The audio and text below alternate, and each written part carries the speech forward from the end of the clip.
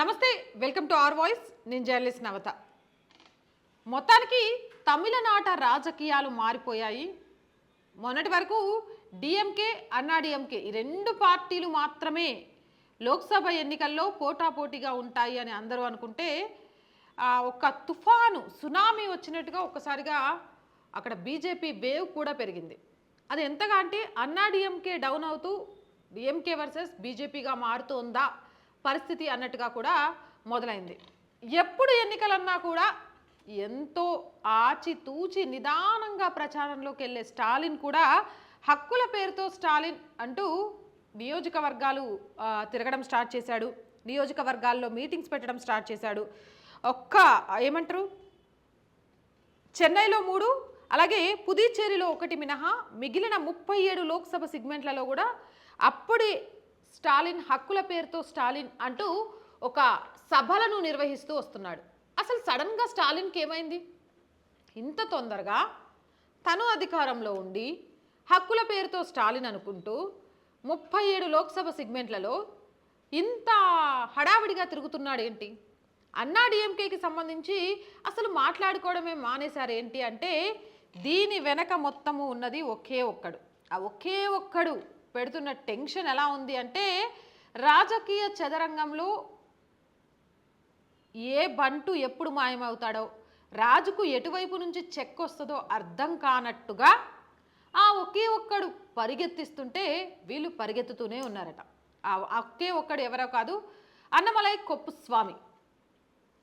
ఒకసారి అన్నమలై కొప్పుస్వామి గురించి కూడా మనం చాలా క్లియర్గా మాట్లాడుకోవచ్చు. ఎందుకు అనంటే, ఈయనని కర్ణాటకలో ఉన్నప్పుడు రియల్ సింగం అని పిలిచేవాళ్ళు.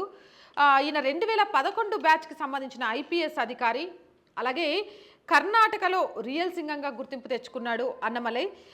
డ్రగ్స్, గుట్కా, అక్రమ మద్యం వీటన్నిటికీ సంబంధించిన విక్రయాలపై ఉక్కుపాదం మోపాడు. దీంతో కర్ణాటకలో బాగా ప్రాచుర్యం సంపాదించాడు. 2015లో ఎప్పుడైతే 17 సంవత్సరాల ఒక అమ్మాయిని అత్యాచారం చేసి మర్డర్ చేశారో, ఈ విషయంలో అన్నమలై పేరు, ఆ కేసుని డీల్ చేసిన విషయంలో అన్నమలై పేరు మారుమోగింది. ఆ తర్వాత 2017లో చిక్మంగళూరుకు సంబంధించిన అల్లర్ల అణచివేత, అల్లర్లకు కారణమైన వారిని చుక్కలు చూపించిన తీరు కర్ణాటక మొత్తం కూడా, ఈయన పోలీస్ ఆఫీసర్ కాదు, రియల్ హీరో. సింగం సినిమాలో హీరోని చూసినట్టుగా అనిపించింది. పంజాతో కొడితే ఎలా ఉంటుందో అల్లరి మూకల్ని కూడా అలా పంజాతో కొట్టినట్టుగా ఎక్కడికక్కడికి సెట్ చేశాడు అంటూ కర్ణాటక వ్యాప్తంగానే కాదు భారతదేశ వ్యాప్తంగా కూడా అన్నమలై ఐపీఎస్ అనే ఒక పేరు చాలా బాగా వినిపించింది. ఆ తర్వాత ఉడిపిలో ఉన్నప్పుడు ఈయన ఖురాన్ని చదివి దాన్ని అర్థం చేసుకునే ప్రయత్నం చేస్తున్నారంటూ కూడా కొన్ని వార్తలు అయితే మనం అప్పట్లో చూసాము.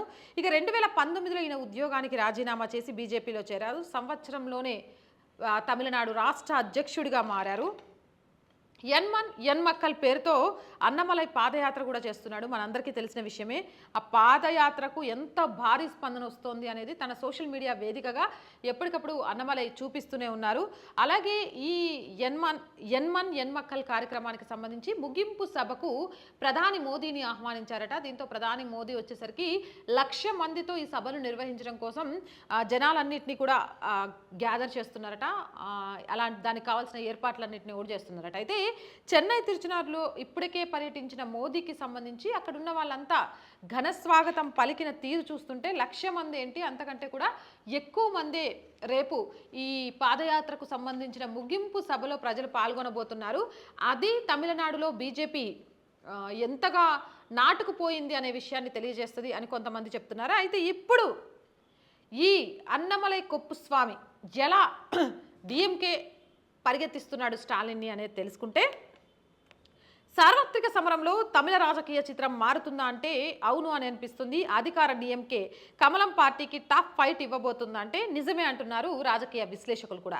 రియల్ సింగం లెక్కలు సరిచేయబోతున్నాడా అంటే సరిచేస్తున్నట్టుగానే కనిపిస్తున్నాడు అని అక్కడ ఉన్న ప్రజానికమే మాట్లాడుతుంది. ఏమో గుర్రం ఎగరావచ్చు అనే సామెత తమిళనాడు విషయంలో నిజం కావచ్చు అంటూ కూడా మాట్లాడుతున్నారు. ఇప్పటికే తమిళనాడుకి సంబంధించి చెన్నైలో 3, పుదుచ్చేరిలో 1 మినహా డిఎంకే ప్రచారాన్ని అయితే మొదలుపెట్టింది. మొత్తం 37 లోక్సభ సెగ్మెంట్లలో అలుపెరకుండా ప్రయాణం చేస్తున్నారు స్టాలిన్. డిఎంకే వర్సెస్ బీజేపీ అన్నట్టుగానే తమిళనాడు లోక్సభ ఎన్నికలకు మాత్రం హోరు పెరిగిపోయింది అని చెప్పొచ్చు. ఇక రాష్ట్రాలకు కావాల్సినన్ని నిధులు ఇవ్వట్లేదని, మైనారిటీ హక్కులు కాపాడాలి అని, ఇండి కూటమికి అధికారంలోకి రావాలి అంటూ స్టాలిన్ అయితే పాపం ప్రతి ఒక్క చోట కూడా ప్రచారం చేస్తున్నాడు. ఎందుకు స్టాలిన్ ఇలా పరిగెత్తుతున్నాడు? స్టాలిన్ పరిగెత్తకపోతే రాష్ట్ర ముఖ్యమంత్రిగా ఉన్న ఆయన తమిళనాడులో లోక్సభ సీట్లను గెలుచుకోలేడా? నిన్నగాక మొన్న వచ్చిన ఒక కుర్ర రాజకీయ నాయకుడిని చూసి ఎందుకు అంతగా స్టాలిన్ లాంటి ఒక దిగ్గజం పరిగెడుతున్నాడు అంటే, వచ్చింది మామూలు సింహం కాదు కదా. ఒకసారి జూలు విలిపిందంటే ఏమవుతుందో బాగా తెలుసు. దానికి ఉదాహరణే డిఎంకే ఫైల్స్. ఉగాది సందర్భంగా దీన్ని మొదలుపెట్టాడు, మనందరికీ తెలిసిన విషయమే. తొలి వీడియోలోనే 2011 అసెంబ్లీ ఎన్నికలకు ముందు మెట్రో కాంట్రాక్ట్ కోసం 200 కోట్ల లంచం ఆరోపణలు, అలాగే వీటికి సంబంధించి విదేశాలలోని షెల్ కంపెనీల ద్వారా ఇవన్నీ జరిగాయనే విషయాన్ని కూడా చాలా క్లియర్గా చెప్పిండు. అయితే అవినీతికి సంబంధించి ముఖ్యమంత్రి ఒక్క విషయంలోనే డిఎంకే ఫైల్స్లో వచ్చిందంటే ఏమంటారు, ఒక్కసారి రాదు కదా. అసలు ఈ అవినీతికి సంబంధించి ఏం జరిగింది అనేది పూర్తిగా చెప్పే ముందు నేను ఒక చిన్న ఆడియో వినిపిస్తా, వినండి.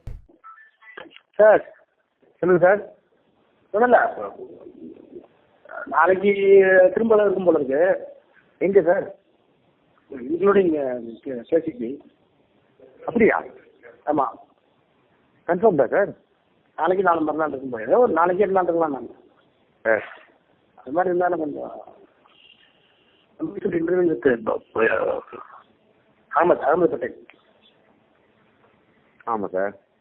அதான் 2 சீட் வந்துச்சு. Speak with Ahmed Patel and there may be tomorrow again. Tomorrow எங்கே சார்? இங்கே தான் என்னோட மீதி இருக்கிற ரிலேட்டிவ்ஸு. கேசிபி. கேசிபி எதுக்கு சார்? டைரி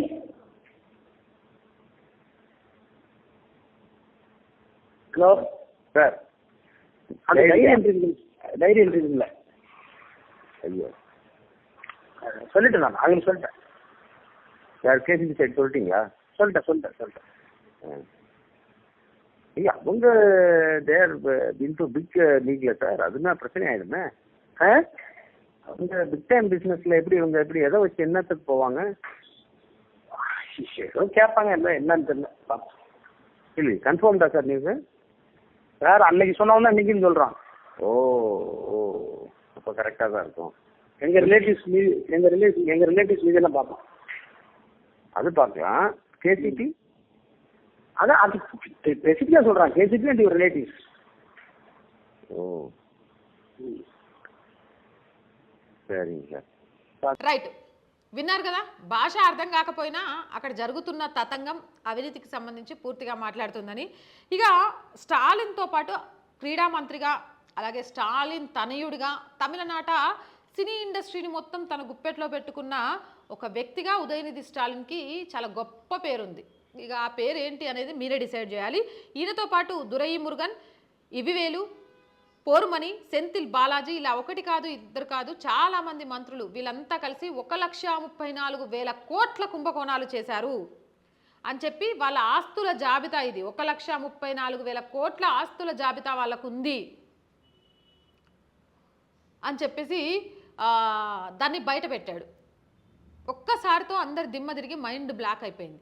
ఇక పథకాలలో మార్పులు స్టాలిన్ ప్రభుత్వం వచ్చాక తమ నాయకుల ఆదాయ మార్గాలు పెరగడం కోసం మాత్రమే, లబ్ధి కోసం మాత్రమే అనే విషయాన్ని ప్రజల్లోకి తీసుకెళ్లడంలో అన్నమలై కుప్పస్వామి సక్సెస్ అయ్యాడు. అంతేకాదు నీటి ఆందోళనలు, శ్రీరామనవమి శోభయాత్ర వరకు ప్రతి దానిలో కూడా ఆయన అనుసరించిన తీరు డిఎంకే ప్రజలకు దూరం అయ్యింది అనే సంకేతాలు ఈరోజు అధినాయకుడి కుర్చీనే వణికిచ్చే స్థాయికి వెళ్ళిపోయాయి. అంతేకాదు పెరియార్ సిద్ధాంతాల పేరుతో తమిళ హిందువులను ఇబ్బంది పెడుతున్న దానికి సంబంధించి, ఆ పెరియార్ సిద్ధాంతాలకు సంబంధించి మనందరికీ తెలుసు భరతవర్ష ఛానల్ శివ కూడా దీనికి సంబంధించి చాలా చేస్తున్నాడు. ఈ పెరియార్ సిద్ధాంతాలు అనే ఒక సిద్ధాంతాలతో కొందరి మనోభావాలను దెబ్బతీసే విధంగా ఉన్నాయి అంటూ కూడా వచ్చాయి. ముఖ్యంగా తమిళ హిందువులను ఇబ్బంది పెడుతున్నాడు. దీనికి సంబంధించి కూడా ఆరోపణలు ఏవైతే వచ్చాయో వాటి మీద, అలాగే కర్ణాటక ఎన్నికల టైంలో పెరుగు ప్యాకెట్ని దహి అనే దాని మీద పెట్టడంలో కూడా ఈ వివాదాలన్నింటినీ కూడా తెర మీదకి తీసుకువచ్చి ఏదైతే అన్నమలై కుప్పస్వామి మాట్లాడాడో ఆ మాటలకు డిఎంకే ప్రభుత్వంలో భయం మొదలైంది. ఎందుకు అనంటే ప్రజల్లో ఇప్పటికే హిందూ వ్యతిరేక పార్టీగా డిఎంకేకి ఒక ముద్ర పడింది. ఎందుకంటే శ్రీరామ శోభయాత్ర కానీ అలాగే అయోధ్య రామ్లల్ల విగ్రహ ప్రతిష్ట వేళ తమిళనాడులో జరిగిన సంఘటనలు కానీ తమిళనాడులోని ఆలయాల స్థితిగతులు కానీ వీటన్నిటి నేపథ్యంలో అక్కడ కొంత హిందుత్వవాదం మొత్తం కూడా ద్రవిడ ఉద్యమం ఇదంతా కూడా ఆటోమేటిక్గా అన్నమలై కుప్పస్వామి వైపు తిరిగిపోయాయి. దీంతోపాటు ఏవైతే నీటి ఆందోళనలు ఉన్నాయి, అక్కడ పథకాలు అనేవి మార్చారే కానీ వాటి ప్రతిఫలాలు మూలాల్లోకి వెళ్ళట్లేదు. మార్చడం వెనుక ఉన్న ముఖ్యంగా వీటన్నిటికంటే కూడా వీళ్ళ అవినీతి చిట్ట. డిఎంకే ఫైల్స్ మొత్తం అయిపోలేదు, ఇంకో ఎడిషన్ ఉంది అని చెప్పాడు. మళ్ళీ ఉగాది రాబోతోంది, కొత్త ఎడిషన్ ఏమన్నా రిలీజ్ చేస్తాడేమో. అది రిలీజ్ చేసేలోపే మేమే ప్రజల్లోకి వెళ్ళిపోయి మేము బుద్ధిమంతులం, చాలా మంచోళ్ళం, ఇక స్టాలిన్ పేరు మీద ఇప్పుడు ఉద్యమాలు తీసుకొస్తాం, హక్కుల కోసము ముఖ్యమంత్రి బయటికి వెళ్ళిండు, ఎక్కడైనా హక్కుల కోసం స్టాలిన్ అని బయటకు వస్తాడా ఒక ముఖ్యమంత్రి? ఆయన బాధ్యతలు గుర్తుపెట్టుకోవాలి కానీ ఆయన హక్కుల కోసం పోరాటం ఏంటో నాకు అర్థం కాలేదు. అంటే ఇక్కడ ఉత్తర దక్షిణ అనే ఏవైతే డిఫరెన్సెస్ తీసుకొచ్చే ప్రయత్నం చేస్తున్నారో దానికి ఆద్యం పోయడానికి ఈయన ప్రయత్నం చేస్తున్నట్టున్నాడు. కానీ ఏదేమైనా కానీ రాష్ట్రానికి నిధులను మైనారిటీ హక్కులను అంటే చేసిన అవినీతి కానీ చేస్తున్న తప్పిదాలు కానీ నాయకత్వ లోపాలు కానీ మర్చిపోతారు ప్రజలు అనుకుంటే అది ఉత్త కల్లే. ఖచ్చితంగా అన్నమలై కుప్పస్వామికి ముందు తమిళనాట రాజకీయాలు వేరు, అన్నమలై కుప్పస్వామి తరువాత తమిళనాట రాజకీయాల వేరు.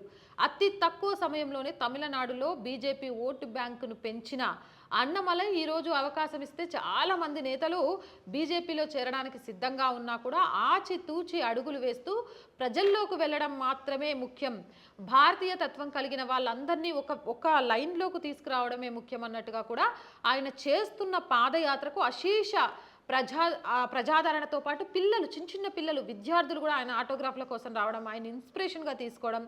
ఇంతకు ముందు లేనట్టుగా మోదీ పర్యటన సందర్భంలో ఎంత నీరాజనం పట్టారో మనం చూసాము తిరుచానూరు, చెన్నైలో మోదీ పర్యటన చేసినప్పుడు. అలాగే ఈ పాదయాత్రకు సంబంధించి ఎన్ మక్కల్ పేరుతో ఏదైతే పాదయాత్ర చేస్తున్నారో ఈ పాదయాత్ర ముగింపు సందర్భంగా అక్కడికి వచ్చే జనం ఒక తుఫాన్గా మారితే మాత్రం స్టాలిన్ ఏమంటారు సీటుకున్న పీఠాలు కదిలిపోతాయని కూడా చెప్తున్నారు. మరి అన్నమలై కుప్పస్వామి పరిగెత్తిస్తున్నంత స్పీడ్గా స్టాలిన్ పరిగెత్తగలడా? రేపు తమిళనాడు రాజకీయాలు లోక్సభ ఎన్నికల్లో ఎలా మారబోతున్నాయి, అలాగే నెక్స్ట్ అసెంబ్లీలో దాని పరిస్థితి ఏంటి అన్నది ఎంకే ఎటువైపు వెళ్ళే అవకాశం ఉంది అనుకుంటున్నారు అనేది కూడా కింద కామెంట్ సెక్షన్లో తెలియజేయండి. ఇలాంటి మోర్ వీడియోస్ కోసం మన ఛానల్ వెంటనే సబ్స్క్రైబ్ చేయండి. వీడియో నచ్చినట్లయితే లైక్ చేయండి, షేర్ చేయండి.